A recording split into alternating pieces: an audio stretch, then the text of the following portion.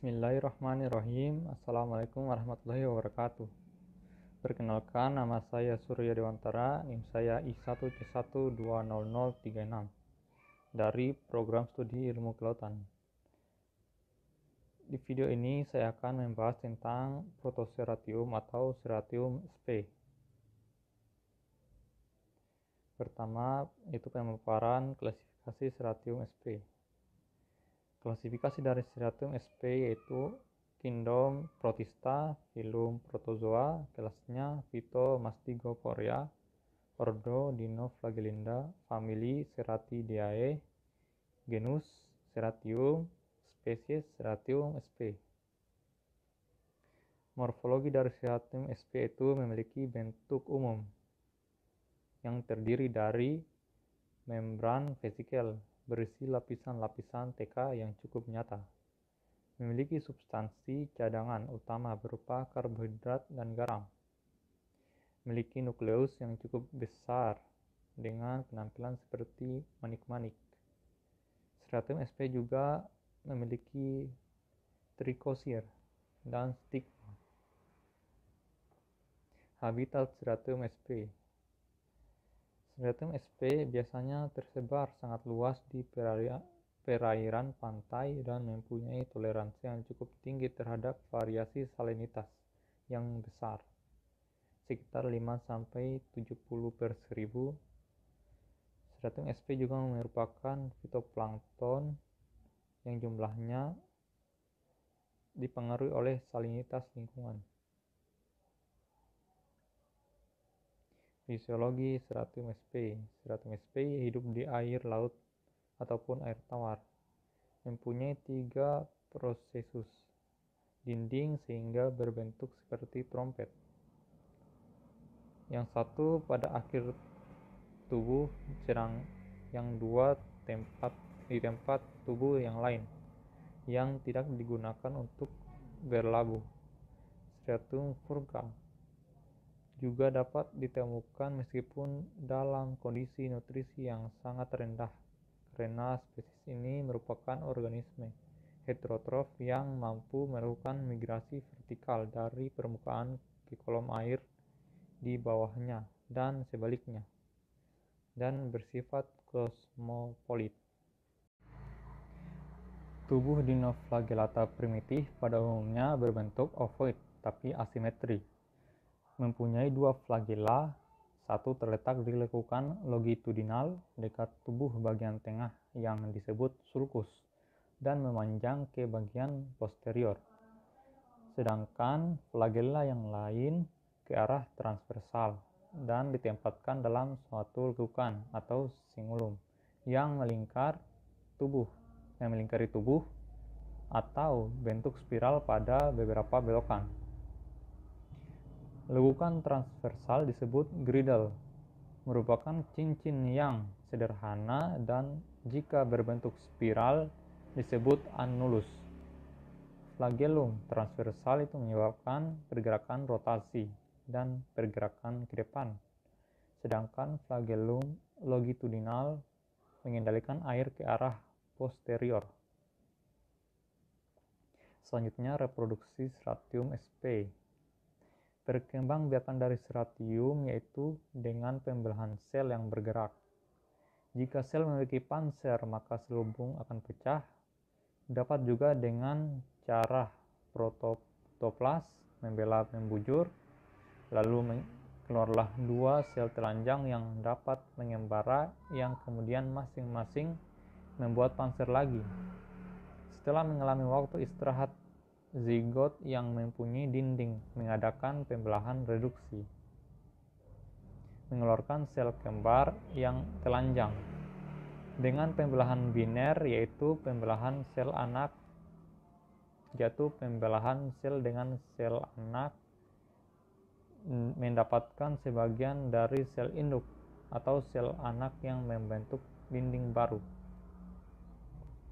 Reproduksi pada Dinoflagellata umumnya adalah dengan pembelahan sel atau binary fusion. Laju pembelahan ini sangat tinggi bila lingkungannya optimal, meskipun terdapat variasi antar jenis dan antar waktu. Masa penggandaan atau doubling time pada peridium misal berkisar 10 hingga 50 jam. Rorocentrum berkisar 12 hingga 127 jam. Exuviella antara 15 hingga 90 jam. Dan Serratium furca maksimum 48 jam. Tingkah laku Serratium sp. Cahaya sangat mempengaruhi tingkah laku organisme akuatik. Algae planktonik menunjukkan respon yang berbeda terhadap perubahan intensitas cahaya. Perubahan intensitas cahaya menyebabkan Serratium hirudinella dinoflagellata melakukan pergerakan vertikal pada kolom air. Baiklah, itu semua pembahasan tentang Protoserratium atau Serratium sp dari saya. Atas segala kesalahan dan kekurangannya mohon dimaafkan. Sekian dan terima kasih. Bismillahirrahmanirrahim. Assalamualaikum warahmatullahi wabarakatuh. Perkenalkan, nama saya Wahyu Wardana, NIM I1A414-026 dan jurusan Ilmu Kelautan. Di sini saya menjelaskan Stratella unipunstata. Stratella merupakan jenis fitoplankton yang hidup di air tawar dan di air laut. Unipunstata berwarna coklat kekuningan dan tidak berwarna hijau. Makanan dan predator unipunstata berturut-turut adalah fitosintetik serta mikroorganisme. Morfologi Stratella unipunstata. Sel pada Stratella menunjukkan pola khas chromatophora radial diatur. Ukuran mitos 50 mikrometer, lebar 64 mikrometer, panjang tinggi itu 10 mikrometer. Total volume 32.000 mikrokubik. Fitoplankton spesies Stratella memiliki bentuk yang simetris. Spesies ini memiliki pigmen warna yang membuat Stratella memiliki warna yang unik ketika dilihat dari mikroskop. Habitat Stratella unipunstata sebagian besar hidup di air tawar. Spesies temperat ini berasal dari zona litoral dan mendiami habitat secara plegiak atau menempel pada berbagai makhluk hidup lainnya. Ciri-ciri Stratella unipunstata: unisel, 2 itu kosmopolitan, 3 dinding sel dari silikat dan karbon. Produksi Stratella unipunstata terdapat 2 cara perkembangan biakan pada Stratella. Memudahkan spesies ini untuk memperbanyak keturunan dalam berbagai kondisi tertentu, yaitu secara seksual maupun aseksual. Tingkah laku Stratella unipunstata sangat bergantung pada kondisi lingkungan dan tempat tinggalnya. Spesies ini hidup di air laut, terutama sangat dipengaruhi oleh pergerakan arus yang ada di laut, sehingga menyebabkan penyebaran spesies ini merata. Peran Stratella unipunstata di perairan secara umum dari fitoplankton adalah sebagian sumber makanan alami bagi ikan maupun organisme lainnya. Terima kasih. Assalamualaikum warahmatullahi wabarakatuh. Perkenalkan, nama saya Vika Devianti dengan NIM I1C11954 dari jurusan Ilmu Kelautan Fakultas Perikanan dan Ilmu Kelautan Universitas Haloleo. Di sini saya akan menjelaskan mengenai fitoplankton yang berjenis Lingolodinium polyandrum. Adapun hal-hal yang akan saya jelaskan di sini yaitu berupa morfologi, habitat dan penyebaran, reproduksi, dan hubungan dengan lingkungan. Baik, langsung saja.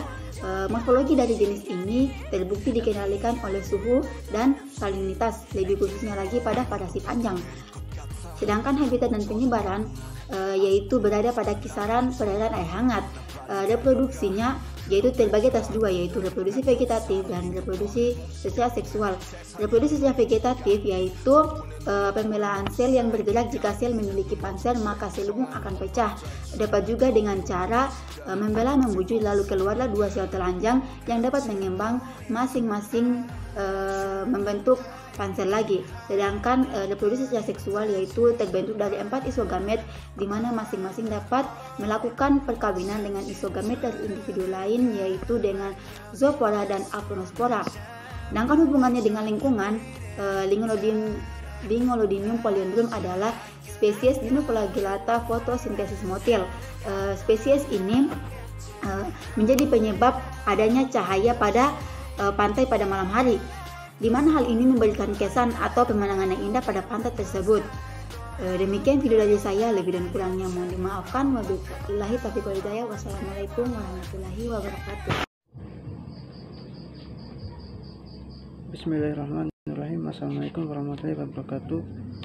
Perkenalkan, nama saya Surdin, Istanbul P1 C1 19031, jurusan Ilmu Kelautan, Fakultas Perikanan dan Ilmu Kelautan. Di sini saya akan menjelaskan tentang apa itu Actinodiscus dan jenis-jenis Actinodiscus yang paling populer di Indonesia. Baik, kita langsung saja. Actinodiscus terkenal juga dengan istilah mushroom koral. Jenis koral hias ini termasuk koral yang murah dirawat karena mampu beradaptasi dengan berbagai macam intensitas cahaya dan juga tidak terpengaruh dengan kuat lemahnya arus yang ada di dalam akuarium. Ada banyak sekali jenis koral yang bisa dipilih sebagai hiasan akuarium air laut. Namun, untuk yang masih pemula, inilah 3 jenis koral untuk akuarium air laut yang paling populer di Indonesia karena mudah dalam hal perawatannya. Yang pertama yaitu jenis koral jamur-jamuran atau Actinodiscus.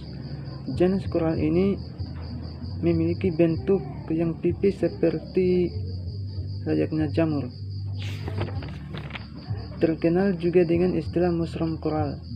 Jenis koral hias ini termasuk koral yang murah dirawat karena mampu beradaptasi dengan berbagai macam intensitas cahaya dan juga tidak terpengaruh dengan kuat lemahnya arus yang ada di dalam akuarium. Namun, untuk membuat koral hias mampu tumbuh dengan lebih baik, gunakan pencahayaan yang tak terlalu terang dan juga akuarium dengan arus yang sedikit. Dan yang kedua yaitu jenis koral polibintang. Polibintang atau polibintang hijau adalah pilihan koral hias lain yang mudah dipelihara karena mampu beradaptasi dengan segala situasi pencahayaan yang ada pada akuarium.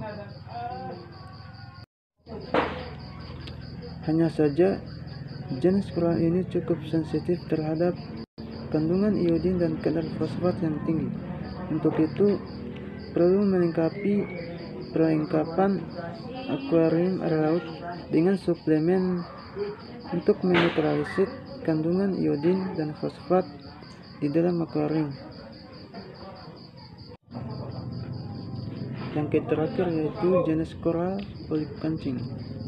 Polip kancing juga termasuk koral yang suka hidup di air yang berarus deras, sehingga ada baiknya kamu memastikan arus di akuarium air laut cukup kuat jika ingin memelihara koral ini di dalam akuarium. Itulah berbagai macam jenis koral untuk akuarium air laut yang bisa saya jelaskan. Mungkin itu saja. Sekian dan terima kasih. Wassalamualaikum warahmatullahi wabarakatuh.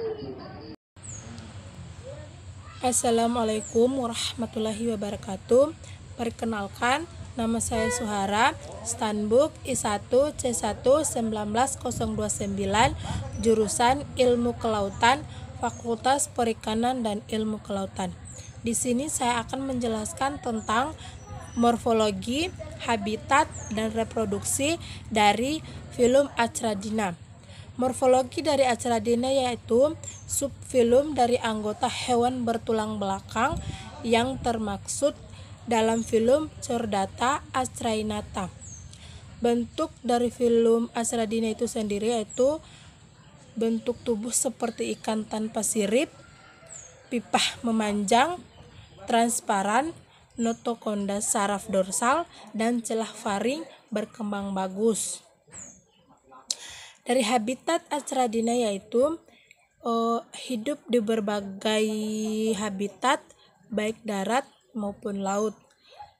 Sedangkan dari reproduksi itu sendiri yaitu secara seksual memiliki kelamin terpisah dan mengalami fertilasi eksternal. Mungkin itu saja yang bisa saya sampaikan. Wassalamualaikum warahmatullahi wabarakatuh. Assalamualaikum warahmatullahi wabarakatuh. Perkenalkan, nama saya Sucia Zahra dengan Stanbook I1C119-053. Di sini saya akan memberikan penjelasan tentang organisme Copoidinium. Copoidinium adalah genus Noticulaceae yang paling banyak ditemukan di perairan terbuka Samudra Pasifik dan pada transat lintang di sekitar arus Kuroshio di selatan Jepang. Kelimpahannya lebih tinggi di musim panas daripada di musim semi. Spesies Copoidinium hanya ditemukan di dekat permukaan di Laut Marginal Asia Tenggara. Tetapi di perairan lain mereka ditemukan di kedalaman hingga 200 meter. Spesimen Copoidinium yang lebih kecil ditemukan berkisar antara 40 hingga 200 mikrometer. Morfologi yang paling luas adalah bulat sampai sedikit elipsoidal, hiposom atau velum yang dilemahkan secara lateral, transparan dengan beberapa pegunungan konsentris dan dibatasi oleh pita berdiferensiasi sempit. Episom yang berkurang membentuk puncak di margin anterior sel. Inti kecil terletak di episom. Pada margin anterior punggung tampak struktur seperti jari pendek. Pita berdiferensiasi margina lebih tebal di ujungnya dan daerah anteroventral bercabang membentuk siku-siku. Salah satu ekstrem dari percabangan pita marginal ini tebal dan membentuk tonjolan berujung persegi. Cabang lainnya sedikit melengkung dan diproyeksikan ke arah episom. Salah satu karakteristik utama dari spesimen Pasifik ini adalah ekstensi runcing yang muncul dari episom ke arah sisi ventral sel. Perpanjangan runcing ini fleksibel dan cenderung pada bidang yang berbeda dari hiposom yang dilapiskan. Spesimen dari genus ini diidentifikasi menjadi 4 spesies, yaitu yang pertama Copoidinium sp yang menunjukkan ekstensi runcing yang muncul dari daerah anteroventral dan Copoidinium phaleloides. Yang ketiga, Copoidinium papillardi yang menunjukkan epitel bulat dan ukuran yang lebih besar, berdiameter sekitar 300 sampai 700 mikrometer. Hiposomnya bundar menempati semua badan sel. Yang keempat adalah spesies yang sementara diidentifikasi sebagai Copoidinium splendas yang berisi lingkaran merah. Ordo Noctilucales mencakup 3 famili Dinoflagellata yang menyimpang. Salah satunya adalah Copoidiniaceae. Ordo Noctilucales yang berbeda dari yang lain karena sel dewasa bersifat diploid dan nukleus tidak menunjukkan organisasi dinokarotik. Tetapi mereka menunjukkan meiosis gametik. Noctilucales berkembang biak terutama dengan pembelahan, tetapi reproduksi seksual juga terjadi. Setiap sel menghasilkan banyak gamet yang menyerupai Dinoflagellata atcecate. Terima kasih. Sekian dari saya. Apabila ada salah kata mohon dimaafkan. Terima kasih.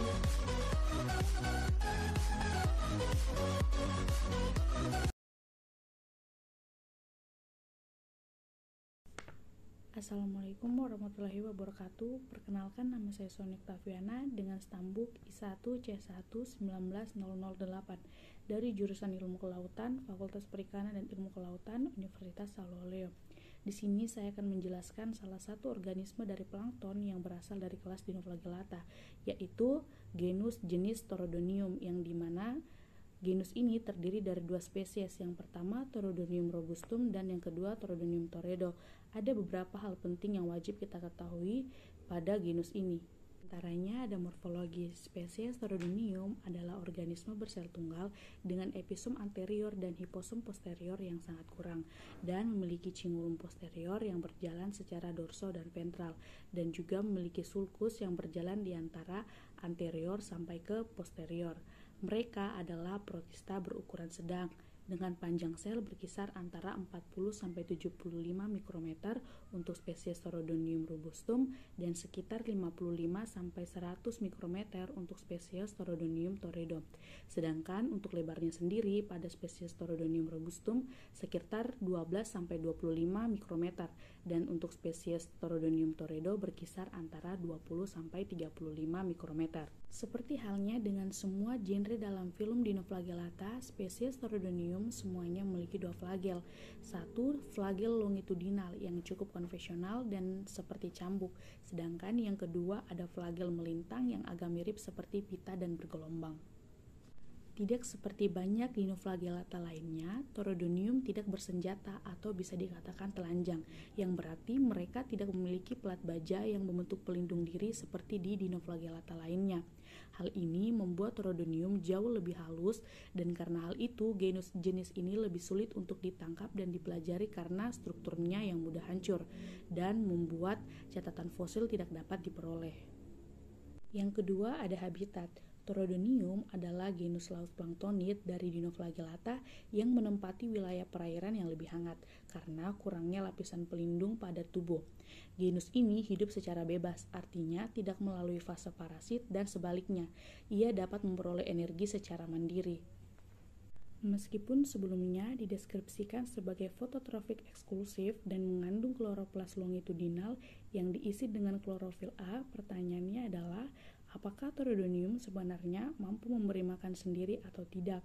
Hal ini masih diperdebatkan. Kehadiran apa yang tampak sebagai tabir makan di kelas Dinoflagellata serta beberapa akumulasi badan makanan yang memberi kesan bahwa Torodonium mungkin bisa memberi makan setelah semua berfotosintesis. Yang ketiga, reproduksi. Genus ini bereproduksi secara aseksual dan seksual. Secara aseksual biasanya melalui pembelahan mitosis dan secara seksual melalui pembelahan meiosis atau bila kondisi lingkungan memburuk akan berkembang menjadi kista istirahat dengan dinding sel yang menebal. Yang terakhir ada hubungan Torodonium dengan lingkungan. Genus jenis Torodonium ini termaksud salah satu kelompok fitoplankton yang terdapat di perairan laut dan juga termaksud dalam memegang peranan penting sebagai produsen primer di perairan. Namun, kondisi yang sangat melimpah atau bisa dikatakan blooming dapat menghasilkan racun yang sangat membahayakan ekosistem di perairan. Racun yang akan muncul seperti pterodotoksin dan ciguatoksin dan lain sebagainya. Sekian materi dari saya, kurang dan lebihnya mohon dimaafkan. Wassalamualaikum warahmatullahi wabarakatuh. Bismillahirrahmanirrahim. Assalamualaikum warahmatullahi wabarakatuh. Perkenalkan, nama saya Siti Nur Insan, jurusan Ilmu Kelautan dengan Stanbook I1C1-19007. Nah, di sini saya akan menjelaskan fitoplankton dari jenis Synedra ulna mengenai morfologi, habitat, penyebaran, reproduksi, serta hubungan dengan kondisi lingkungan. Nah, sebelum itu saya akan menjelaskan terlebih dahulu mengenai fitoplankton. Nah, fitoplankton ini adalah tumbuhan renik mikroskopik yang hidup di laut dan di bawah oleh arus. Nah, tumbuhan renik ini terdapat di mana-mana, baik di laut, pantai, ke tengah samudra raya, dari perairan tropis yang hangat sampai perairan kutub yang dingin. Nah, selanjutnya saya akan menjelaskan mengenai dari fitoplankton jenis Synedra ulna. Fitoplankton jenis Synedra ulna ini merupakan fitoplankton yang paling dominan di daerah muara dan diikuti Aphrocopras sp. Synedra merupakan fitoplankton dari kelompok Diatoma dan Aphrocopsa merupakan fitoplankton dari kelompok alga hijau biru atau Cynophyta. Selanjutnya habitat dan penyebaran dari fitoplankton jenis Synedra ulna ini adalah yaitu fitoplankton Synedra ulna ini memiliki toleransi kondisi air yang luas sampai perairan aligotrofik, mesotrofik, dan eutrofik, serta kaya akan bahan organik dengan suhu 21,29 sampai 28,92 derajat Celcius serta hidup di daerah akuatik. Selanjutnya yaitu mengenai morfologi dari fitoplankton jenis Synedra ulna ini, yaitu memiliki Filtertidor lanceolata dengan ujung sel rostata, subapiculata sampai capitata. Bagian akseal area lebih kecil, dangkal, area sentral bervariasi dari rektulator sampai sirkuler, memanjang ke tepi sel.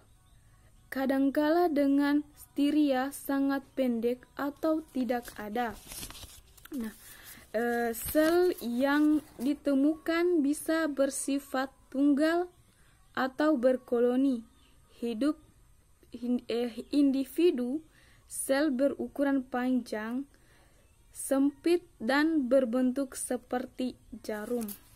Selanjutnya yaitu reproduksi dari fitoplankton jenis Synedra ulna. Ini yaitu sebagian besar non-motil, tetapi beberapa sel reproduksi dapat berflagel, mempunyai bahan makanan berupa minyak dan pati, berkembang biak dengan cara membelah, pembentukan zoospora aseksual, berflagel atau secara seksual dengan isogami dan heterogami. Selanjutnya yaitu mengenai hubungan dengan kondisi lingkungan. Nah, keanekaragaman di suatu perairan dapat dijadikan sebagai bioindikator di dalam memonitoring kualitas air.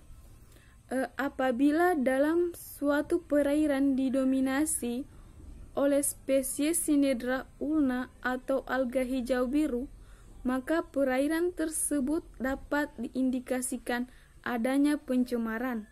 Salah satu contoh dari kelas Cyanophyceae adalah dari golongan Synedra ulna ini dapat dijadikan indikator turunnya kualitas air atau pencemaran. Baiklah, itu saja yang dapat saya sampaikan mengenai fitoplankton dari jenis Synedra ulna ini. Lebih dan kurangnya mohon dimaafkan. Wabillahi taufik wal hidayah. Wassalamualaikum warahmatullahi wabarakatuh. Bismillah, Assalamualaikum warahmatullahi wabarakatuh. Perkenalkan, nama saya Sherly dengan stambuk I1C11928. Saya dari jurusan Ilmu Kelautan, Fakultas Perikanan dan Ilmu Kelautan, Universitas Haluoleo Kendari. Baik, terima kasih atas kesempatannya.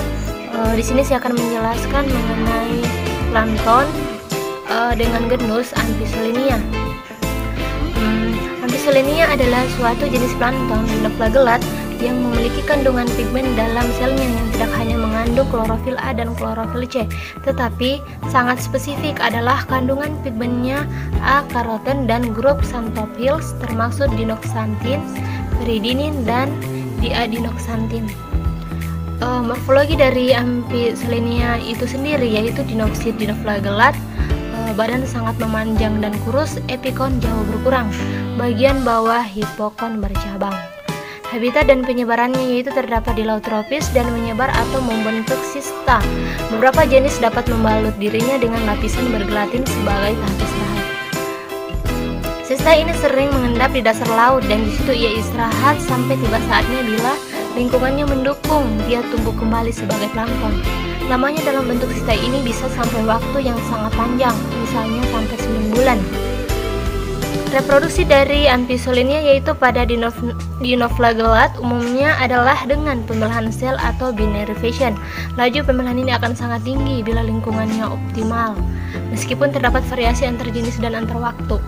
Masa penggandaan atau double time pada Periodinium misalnya berkisar 10 hingga 50 jam, Prosentrum berkisar 12 hingga 127 jam, Exuviella antara 15 hingga 90 jam, dan Keratium furca maksimum 48 jam. Hubungan Amphisolinea dengan kondisi lingkungan yaitu ada berbagai marga dinoflagellat yang sering dijumpai. Salah satunya adalah Amphisolinea yang memiliki arti penting karena merupakan makanan bagi jenis ikan yang bernilai ekonomi. Namun, di samping itu banyak pula jenis dinoflagellat yang dapat menghasilkan toksin, artinya bila jenis ini tumbuh meledak akan menimbulkan kerugian besar. Misalnya dapat menimbulkan kematian massal ikan. Dapat juga terjadi ledakan populasi Periodinium bahamensi par compression misalnya telah dilaporkan pernah menyebabkan kasus kematian penduduk di berbagai tempat di Indonesia. Baik, terima kasih. Mungkin hanya itu yang bisa saya sampaikan atau saya jelaskan mengenai plankton dengan genus Amphisolinea. Lebih dan kurangnya mohon dimaafkan. Saya akhiri dengan ucapan billahi taufiq wal hidayah.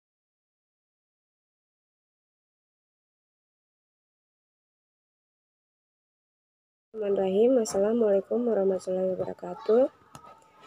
Perkenalkan, nama saya Sherly Stambuk I1C120019, program studi ilmu kelautan.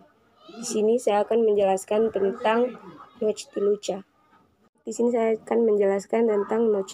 Noctiluca merupakan genus dinoflagellata laut yang tergabung dalam kelompok Noctilucae.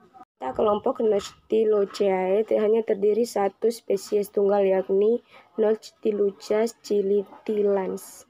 Noctiluca scilentillans ini memiliki kemampuan memedarkan cahaya secara alami dan menjadi salah satu organisme penyebab terjadinya red tide atau pasang merah.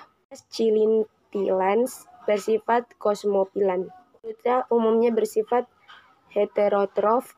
Makanan dari Noctiluca ini dapat berupa plankton lain seperti diatom dan dinoflagellata, telur ikan, serta bakteri. Noctiluca memiliki ukuran yang cukup besar, tidak memiliki amort, berbentuk menyerupai ginjal atau membulat dengan melengkapi tentakel, satu buah flagella, dan sebuah intensel yang bersifat eukariotik. Noctiluca memperoleh makanan dengan cara fagositosis. Fagositosis merupakan salah satu mekanisme memperoleh makanan pada makhluk hidup dengan cara menelan atau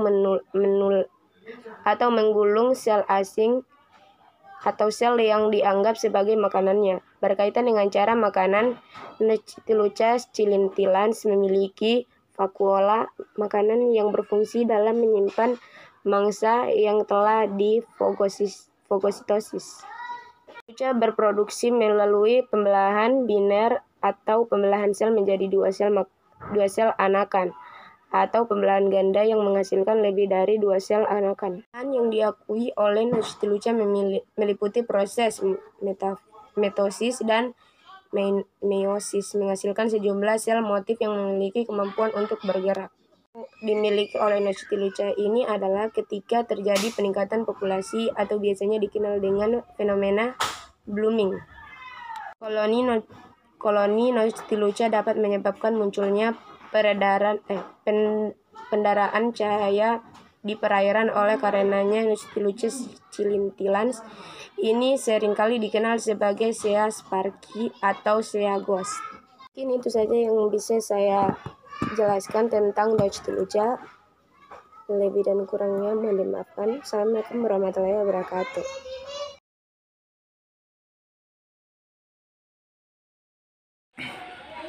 Assalamualaikum warahmatullahi wabarakatuh. Di video kali ini saya akan membacakan materi tentang Heterodium. Spesies Heterodium kelompok yang menampilkan berbagai morfologi yang luar biasa, membentuk klade monofiletik yang sangat didukung terlambat dengan fitur tabulasi umum.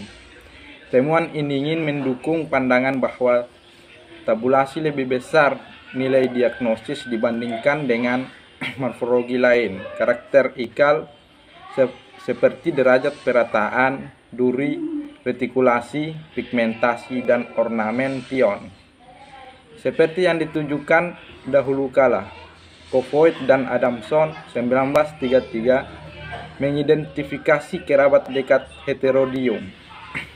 Berdasarkan rumus pelat sebagai synapomorphic, bermasalah karena tidak ada koin dinoflagellata lain.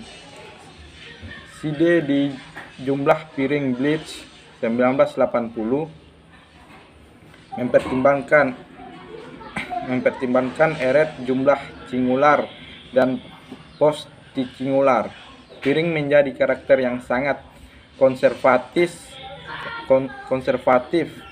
itu jumlah presingular, singular, dan postingu pelat lar Heterodium 600, 6C, 6000 bertepatan dengan Gonia lacoides khas belum telah dilaporkan dalam peridinoid. Schneider dan Tengen 1997 halaman 412. Namun rDNA SSU kami filogeni molekuler menunjukkan genus Heterodium menjadi berbeda dari clade Goniaulacales. Ini membuka kemungkinan bahwa file tabulasi 600 6C 6000 mungkin tidak terbatas pada garis keturunan monofiletik dari Goniaulacoid khas dinoflagellata dan mungkin merupakan simplesiomorphi atau interpretasi dari tabulation perlu direvisi. Peridinoid dan Goniaulacoids. Mungkin cuma itu saja materi yang dapat saya sampaikan tentang Heterodium. Lebih dan kurangnya mohon dimaafkan.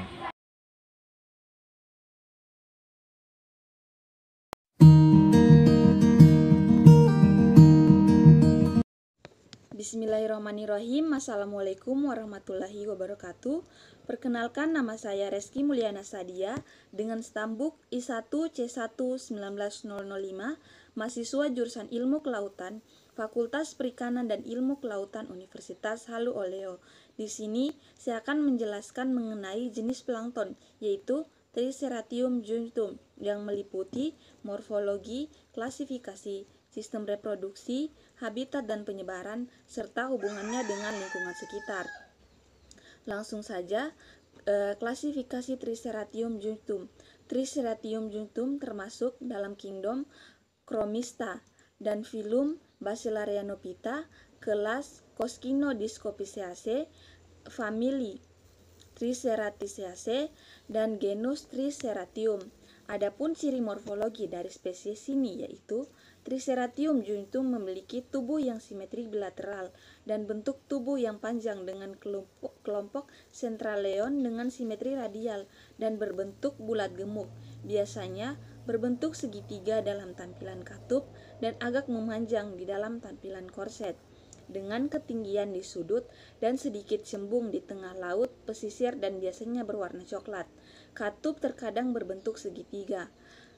Spesies ini memiliki ukuran 65-80 nanometer dan panjang mencapai 100 nanometer. Adapun habitat dan penyebaran dari spesies ini yaitu banyak ditemukan di perairan dan berukuran kecil sampai dengan sedang dengan kondisi eutrofik sampai hipertrofik dan banyak dijumpai saat musim panas. Sistem reproduksi pada plankton Triceratium junctum ini yaitu mempunyai sistem reproduksi secara seksual dan aseksual, di mana secara seksual dengan menggunakan pembelahan secara hipoteka, dan epiteka, sedangkan dengan cara seksual melakukan pembentukan dengan auxospora. Adapun hubungan plankton jenis ini dengan kondisi lingkungan di sekitarnya, yaitu plankton ini merupakan komponen primer dalam suatu ekosistem perairan dan berperan penting dalam mendukung produktivitas serta aktivitas perikanan. Namun, tingkat populasi yang tinggi dapat menurunkan kesehatan ekosistem perairan. Perairan yang terus-menerus mendapatkan unsur hara dari aliran air di sekitarnya akan meningkatkan kecepatan pertumbuhan yang tinggi yang disebut dengan blooming. Sekian dari video saya, bila ada salah kata mohon dimaafkan. Billahi taufiq wal hidayah. Wassalamualaikum warahmatullahi wabarakatuh.